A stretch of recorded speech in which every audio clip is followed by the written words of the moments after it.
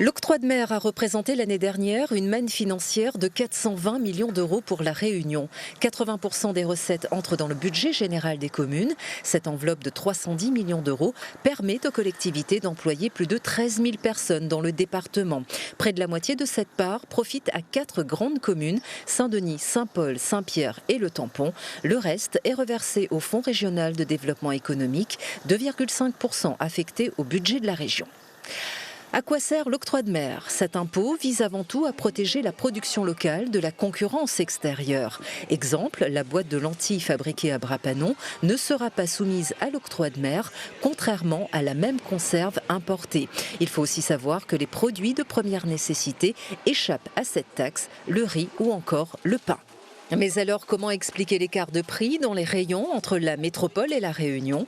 Les situations de monopole et d'oligopole sont montrées du doigt. Ces entreprises pratiquent des surmarges sans être inquiétées.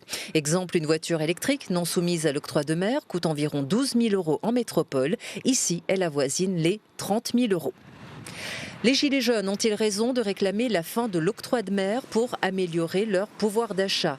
Non, affirment les économistes réunionnais, car il n'existe aucune alternative à ce jour. Les communes ne survivraient pas sans ces 310 millions d'euros. La remplacer par une TVA serait une erreur, affirment les spécialistes, car cette taxe irait tout droit dans les poches de l'État et non reversée dans l'économie réunionnaise.